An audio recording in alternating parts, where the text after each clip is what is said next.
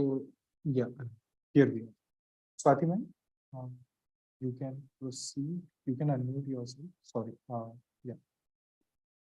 Yeah. Please Thank proceed. you. Thank you.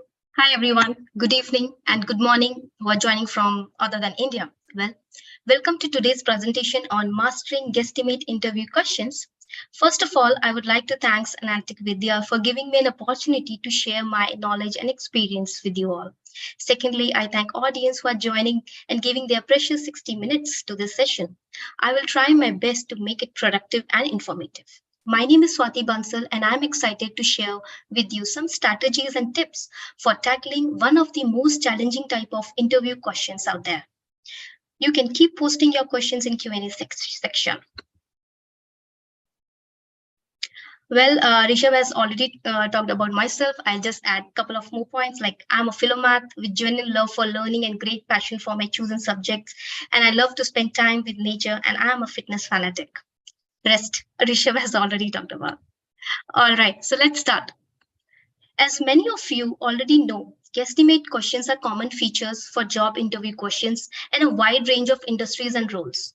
So these questions typically involve estimating or calculating a numerical value based on limited information. Yeah. So why they are asked? They are often asked to assess candidates' ability to think critically, solve problem, and in a short amount of time. It requires candidate to use logical and reasoning skills to arrive at a reasonable estimate based on limited information they get. The questions are intentionally vague and open-ended, so there is no single correct answer. Instead, interviewers are interested to know how candidate approaches the problem and how they arrive at their estimate. The challenges of guesstimate questions lies in their open-ended nature, which can make it difficult to know where to begin, how to structure your approach, and how to arrive at a reasonable answer. I know this session is going to be a little theoretical, but with a couple of examples, we'll try to practice something. So, but don't fear, today's presentation, we will equip you with the skills and techniques to impress your interviewers. We will cover everything from understanding the question to breaking it down into manageable parts, making reasonable assumptions, using relevant data, and more. By the end of this session, you will be ready to take any guesstimate questions that comes on your way. So let's dive in. So these questions are, we know, notoriously vague and open-ended, which makes it challenging to know exactly what your interviewer is looking for. For example, if I ask you how many cars are on the road at a given time, or if I ask you how many balls can fit into a school bus. So let's understand how to, go through such questions. So first step, start by reading the questions carefully and understanding the context of the problem. Identify any keywords or phrases that give you a clue about the question is being asked. Then, if the question is unclear or you need more information, ask the interviewer for clarification. Any specific questions about data is available, any assumption you should make or any constraint that you should consider. All right. After that, identify the problem that the question is asking you to solve. Break it down into smaller subparts, subproblems that you can solve more easily. Identify key variables that are relevant to your problem. Look for key numbers or factors that are mentioned in the questions, such as population size, market size, time frames, yeah? And these variables will be very important for you to calculate later on. Let's understand this with an example. How many cars passes through a busy intersection during rush hour? So the question is asking for an estimate of number of cars passing through intersection during rush hour. This implies we should consider specific time of the day that intersection is busy. So you could ask interview to specify what time they consider as a rush hour, or if they have any data about the intersection traffic pattern. Additionally, you could ask if the question refers to cars only, or it could include other vehicles also. The problem is estimating the number of cars that passes through intersection during rush hours.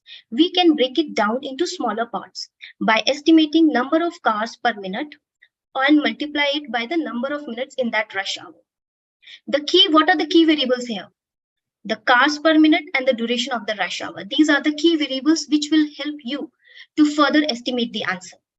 We could also use our own experience or public data sources to estimate the number of cars per minute that passes through that intersection.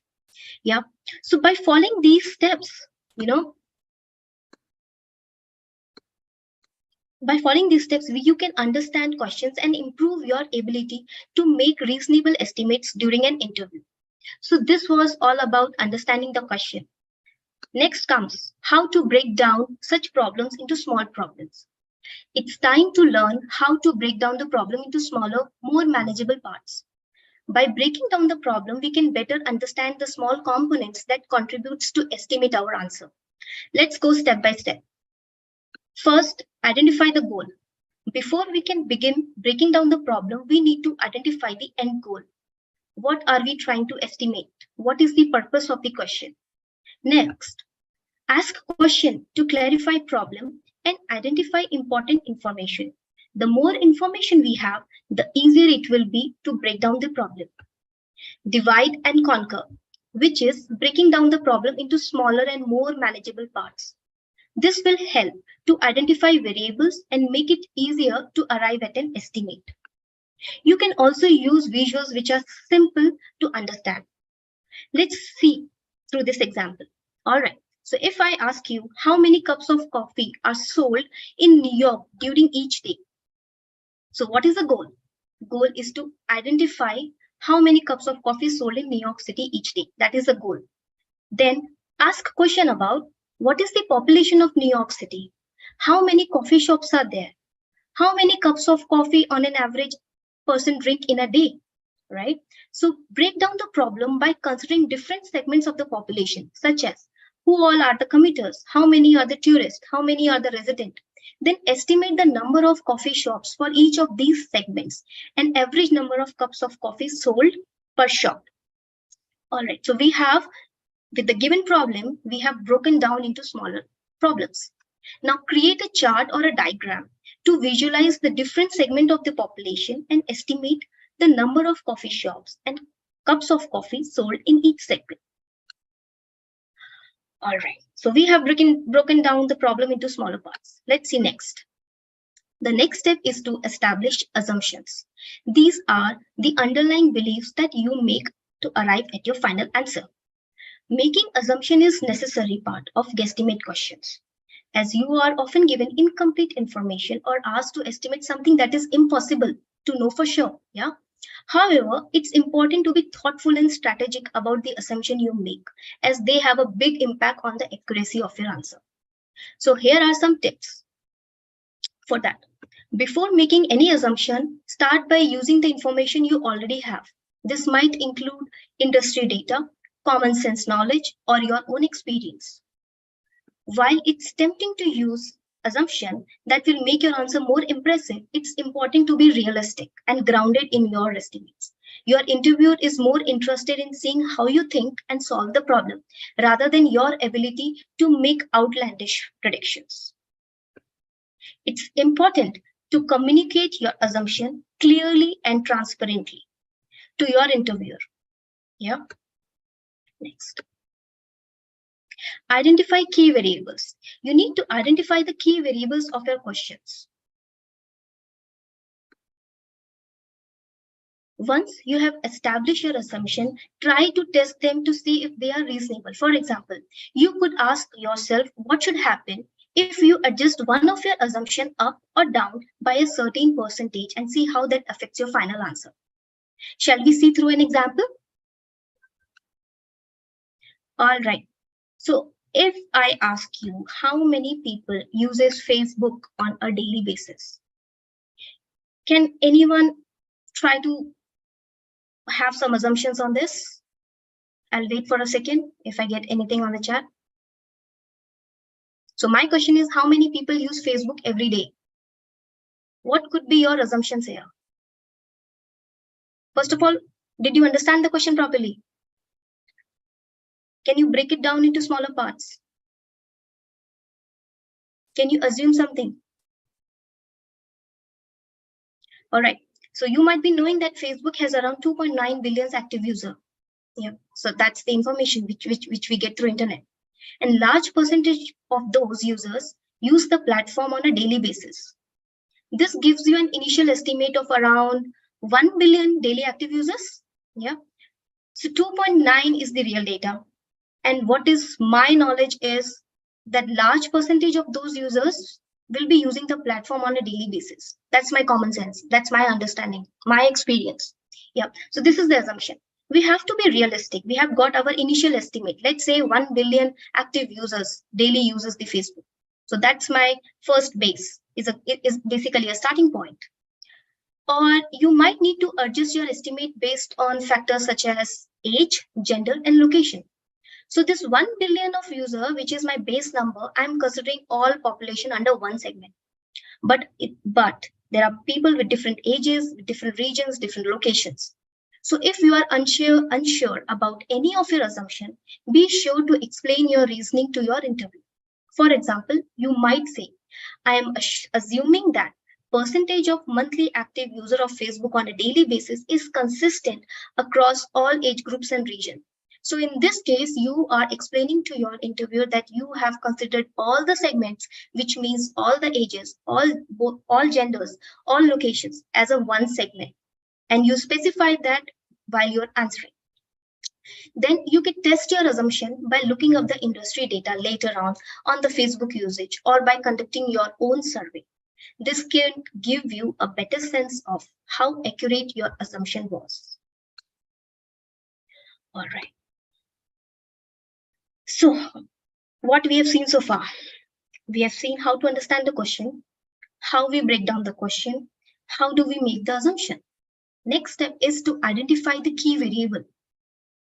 Key variables are the factors that can have a significant impact on your final estimate.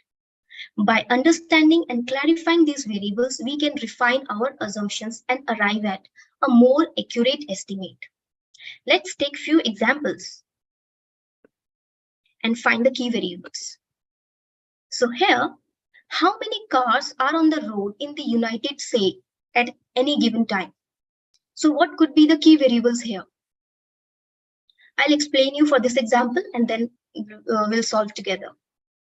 So here, population density, time of the day of the week, is it urban versus rural, what type of road it is, whether it's highway or residential, etc. So these are some of the key variables which you need to understand when you are doing the estimations. All right. Shall we see another example? All right. What do you see here? How many ping pong balls would it take to fill a standard size swimming pool? Any guesses? Any guesses? So what is the question? Question is, how many ping pong balls would it take to fill a standard size swimming pool? Anyone wants to put it in the chat? All right. The key variables are size of the ping pong balls, size and shape of the pool, depth of the pool, amount of water already in the pool. So these are some key variables which you need to think before you are estimating your answer. Yeah, we'll see one more example, which will give you better idea to find the key variables. All right. So how many piano tuners are there in New York City? If anyone wants to identify variables, can ping in the chat box. What could be the key variables here? How many piano tuners are there in New York City?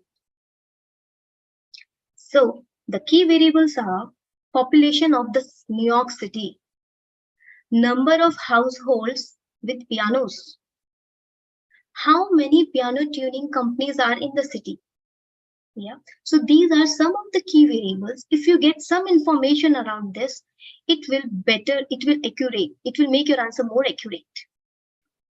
Yeah. By clarifying these, all right, so we have seen 3 examples. Now, by clarifying these key variables, you can adjust your assumption and arrive at more accurate estimate. It's important to ask questions and seek information from your interview to ensure that you are considering all relevant variables. Yeah, let's see what comes up next. We have clarified our key variables. It's time to utilize relevant data to refine our guesstimate. Data can come from a variety of sources, including public records, industry reports, and our own experiences and observations. Let's see through an example. Interesting question. If I ask you, how many tennis balls can fit in a school bus? Okay. So what is the relevant data here? Any guesses? Anyone wants to try? How many tennis balls can fit in a school bus? Okay. We can measure the size of the tennis ball, the size of the school bus, so that we can calculate how many balls can fit into the space. So basically, what is the relevant data? The size of the ball and the size of the school bus. So we can improvise our estimate if we get the relevant data. So by utilizing relevant data, we can arrive at more accurate estimate. It's important to use a combination of data and assumption to arrive at a final estimate that is both reasonable and logical. Yeah. All right. Now it's time to estimate the answer reasonably. We have broken down the problem, utilize the relevant data. It's time to estimate the answer. Estimating reasonably means arrive at an estimate which is both logical and based on sound assumptions. Here are some tips for estimating reasonably. Take into account the context of the problem, such as the industry or location. This will help to arrive at an estimate that is realistic and logical.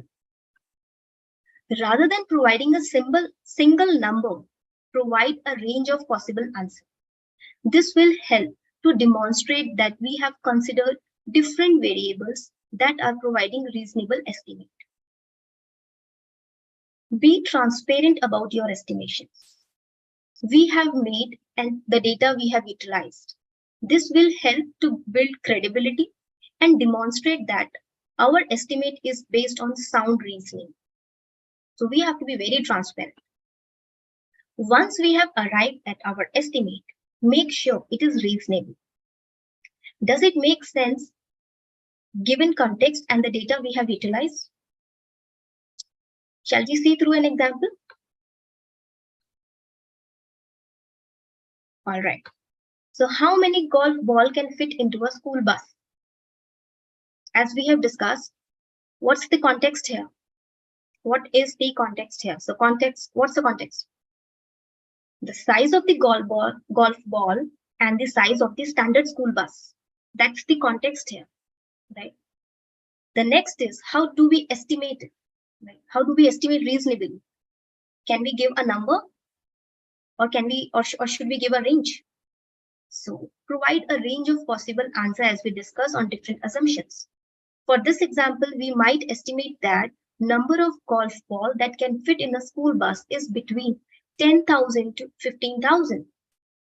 Be transparent about your assumptions, such as size of the golf ball and the size of the school bus. You can check your estimate, which makes sense, right? So while you are explaining to the interviewer, you can mention the size of the ball you have considered and the size of the school bus, the standard school bus size. Yeah, is it reasonable? Estimate based on the available data. So by estimating reasonably, you can arrive at a logical and sound estimate that demonstrate your problem-solving skills and reasoning abilities.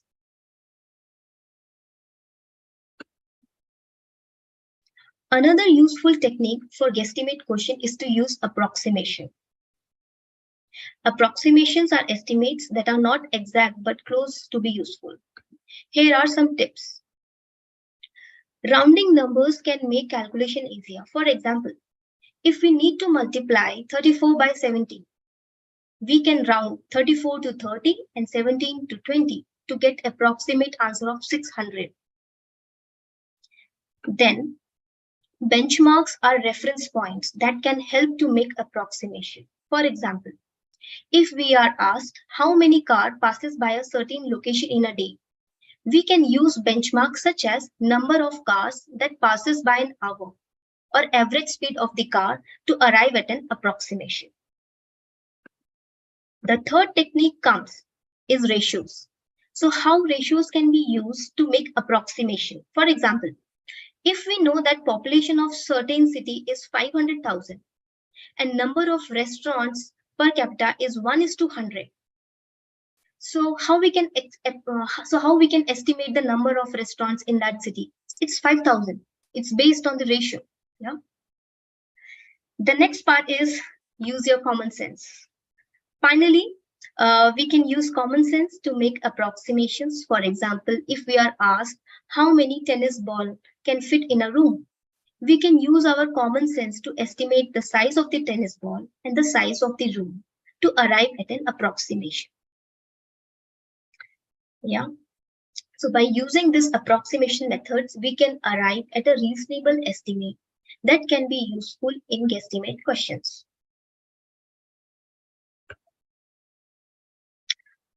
All right. So far we have discussed how do we understand the question, how do we break it down, how to identify the relevant data, how do we make assumptions, right? And how to better make those assumptions. Now, let's see how to avoid making wild guesses. Yeah, it's important to avoid making wild guesses that are not based on sound reasoning. All right, so we should be avoiding those guesses. Assumptions can be useful, but only when they are based on data.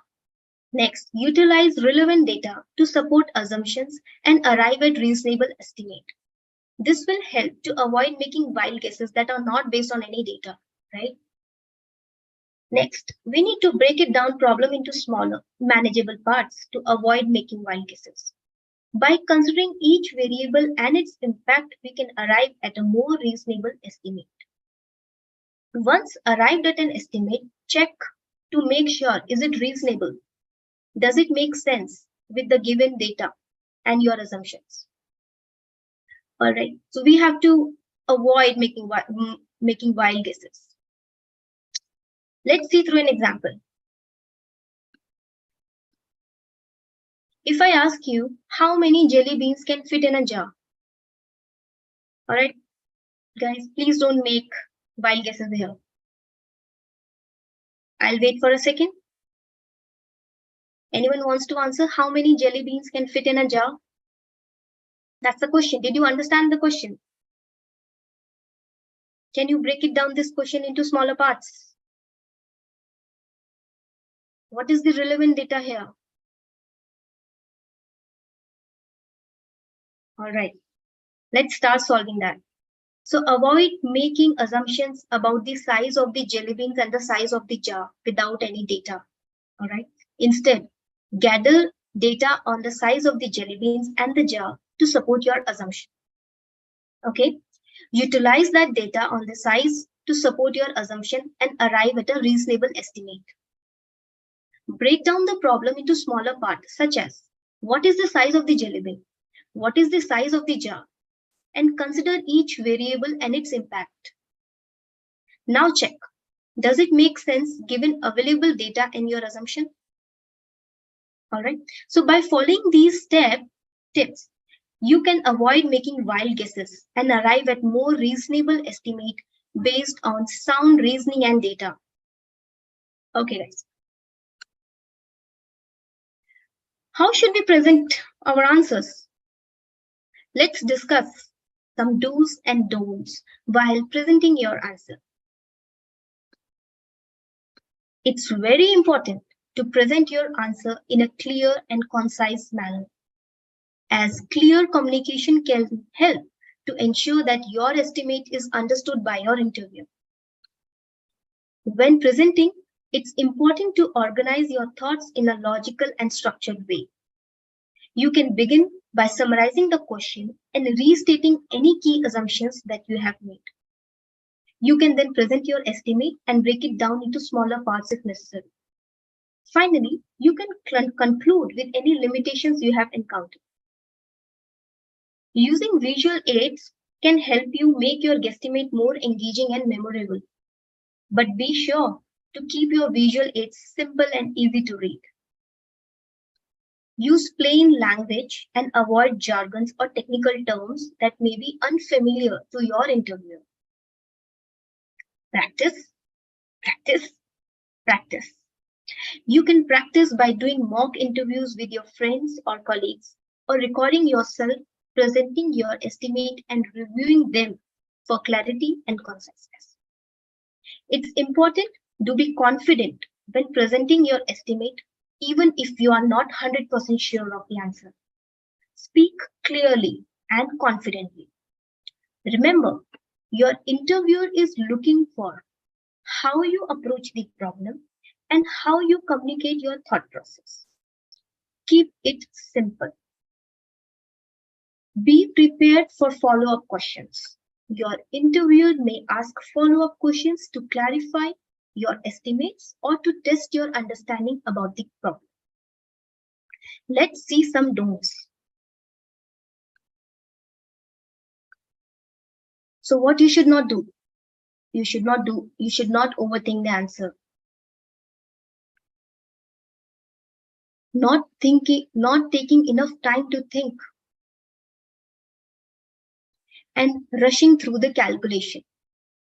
So these three things you should not do. You should not overthink the answer. You should take time to think, and you should not rush to the calculations. Right? Okay.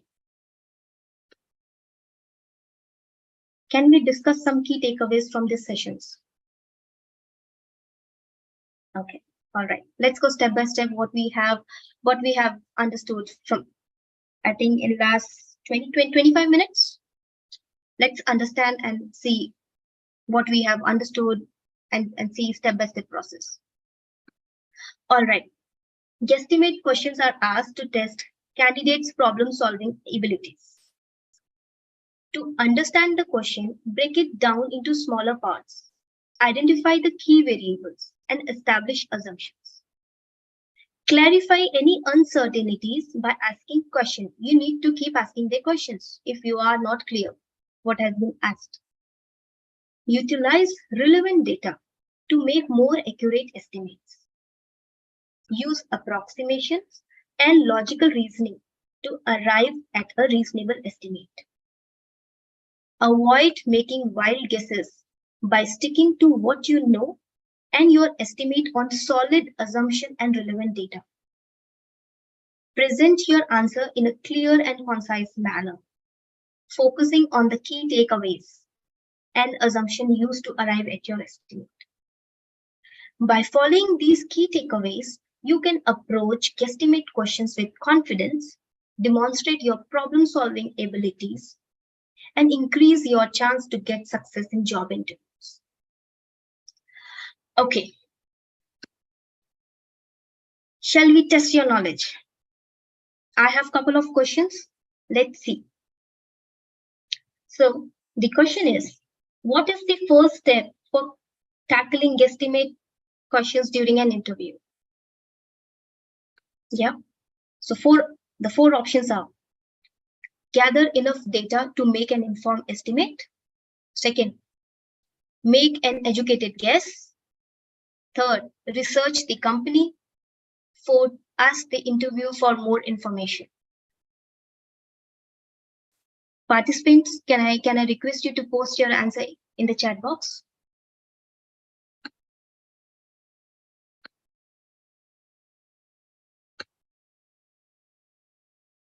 I'll wait for a few more seconds. So what is our first step to tackle guesstimate question? Gather enough data, make an educated guess, research the company, ask interviewer for more information.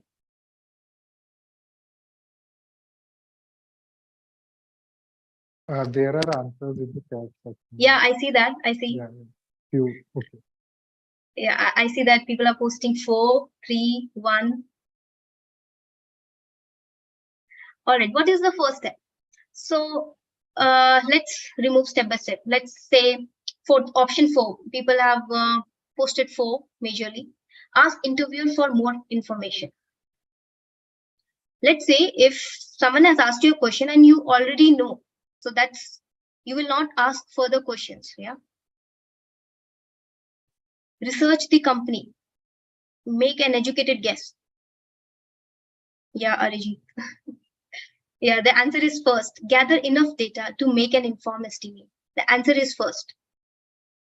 Because you need to gather information. You need to gather enough data to make an informed estimate. That's the first thing.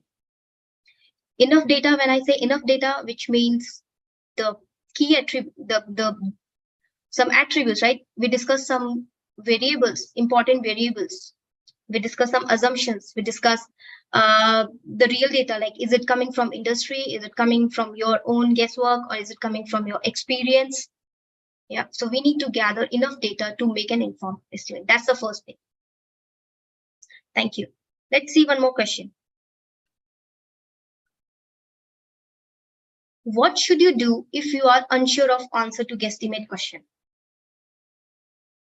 What should you do if you are unsure of the answer to guesstimate question? First, make an educated guess. Second, ask interviewer for more information. Third, ask interviewer to provide more context. Fourth, research the company.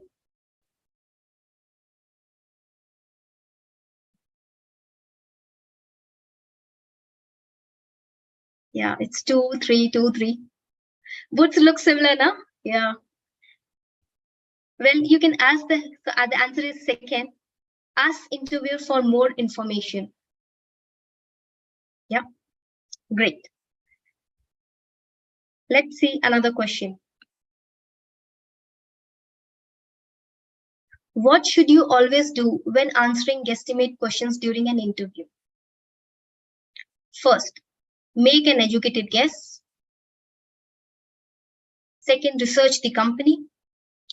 Third, ask interviewer to provide more context. Fourth, gather enough data.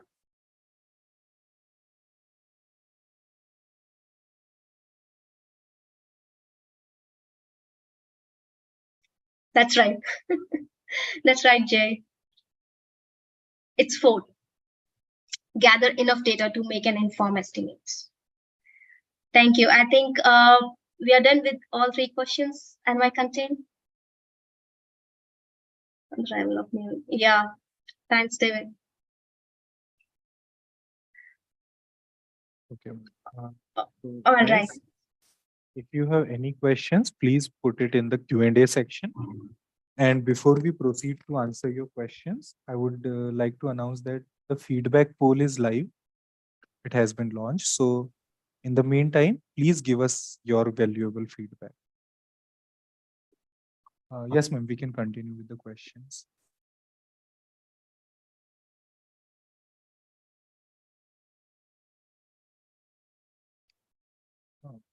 There are no questions. So, Rishabh, I don't see any open questions in the Q&A section.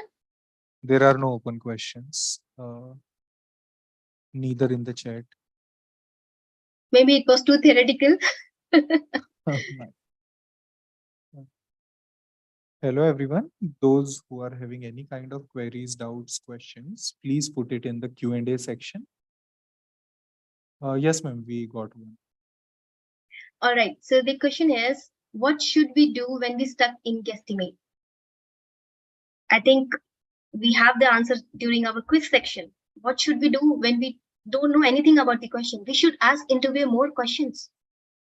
We should look for clues. Yeah. So yeah. So to answer that, you should look for clues. You should ask more questions to your interviews.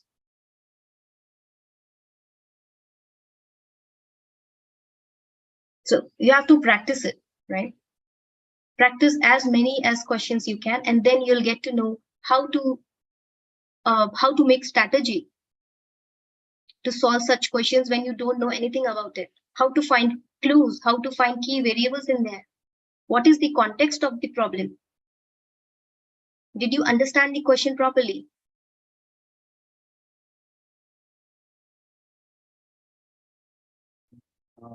Anyone else? Anyone, any more questions? All right, welcome. No more questions, I suppose. So we can conclude. There is one. It's about the certificate. Okay, okay. Okay, guys, if you are worried about your certificates, so you can contact us as datar@analyticsvidya.com. And please be with us. You'll find the links in the chat section. So you guys can contact us there. Okay, so I suppose we can conclude here. Thanks a lot, Swati ma'am. On behalf of Analytics Vidya, I would like to thank you for your time and delivering such a wonderful session. Thank you, Rishabh, and thank you, everyone. I'm sure our audience found it insightful, and hopefully we can conduct more such sessions with you in the future. Sure, definitely. And I think audience will get my LinkedIn link, so they can connect me over there. Also, if they have any questions, they can let me know, and I will try to help them. Yeah, they can find it in the chat section. So I'm pasting it right. Okay. Here is the link. So I hope you guys have filled in the feedback poll. If not yet, I request you to please fill in the poll about feedback, as it helps us to conduct more such sessions. If you wish to conduct a webinar or facing any difficulty in registering for any upcoming webinar, connect with us at datar@analyticsvidya.com. The recording of this session will be available on our YouTube channel, and the link you can find in the chat section. Here it is. Also, there is link for upcoming DataHour sessions, so you guys can check that out and register for them as per your interest. And if you need to ask anything regarding previously conducted DataHour sessions, the email ID is also there in the chat section. We'll be back with another session of the DataHour. We have another session at 8:30 p.m. tonight and tomorrow, then on 9th March. Till then, keep learning. Bye-bye. Thank you so much, everyone, for joining. Keep learning. Thank you. Thank you, everyone.